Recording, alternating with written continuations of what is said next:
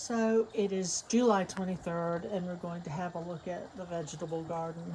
Um, it's ridiculously humid, horribly hot and humid, and we are having daily deluges, and it feels like we're going to have another. So I've come out to take a quick video of just pouring sweat because it cannot evaporate. As the humidity is so high. It's the time of year I really begin to wish that I wasn't gardening. It becomes very disappointing and uncomfortable to be outside. And I did notice a problem from the window this morning. It's just been a bad year. We had a month of rain in May. We had a month of heat and not a drop of rain in June, and now we're in July and it's raining every day, and that's guaranteed to cause disease in my tomatoes. So we're going to have a look at this one over here. It's causing all the sun golds to split and drop from the top. But we have this black creme here, which we've been eating. It's really delicious, but it is succumbing to terrible disease, and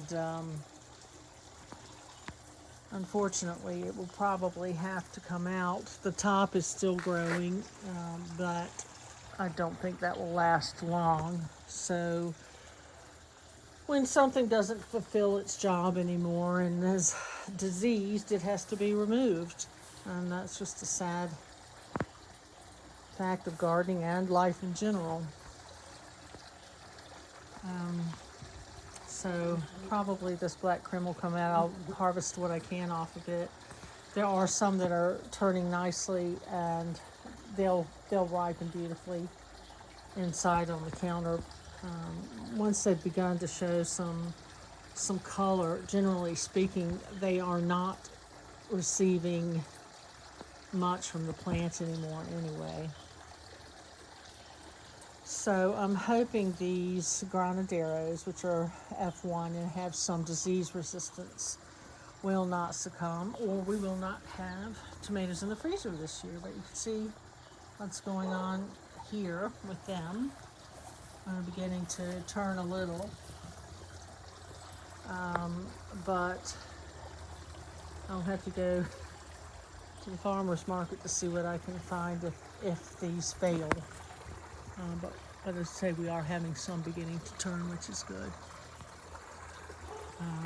Peppers are sort of middling this year, and the rest of the garden, it still looks okay, though it's been beaten a bit. It is so miserable out here. I am not staying out for long. But I will have to come out and harvest these tomatoes in a little bit and take the plant out. And get this cucumber down here. I did start some more zucchini. We'll see if they do anything.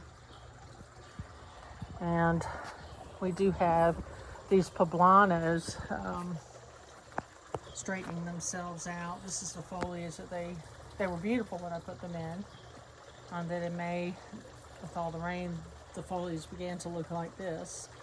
But they grew out of that in the heat of June and the dryness. And unless this hideous rain gets them, I might have some peppers this year. The funny thing is, this was supposed to be another granadero here. It was planted with them and grown with them, but clearly it is not a granadero. When you see the difference here, there they are. They're the granadero. They're these round, what look like cocktail tomatoes.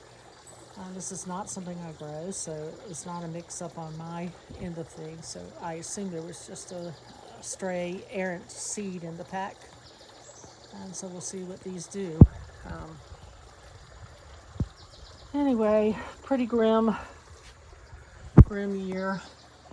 It even looks as if this nasturtium has decided to fold its hand, and we'll see if these little tomatoes I planted for a fall crop do anything. Beans so far are pretty okay with their situation. The celery is not, unfortunately, not liking this either. Probably need to harvest that and do something with it. So, this is a similar pattern to the one we had last year, and I lost most of my plants. And that's just the way it is.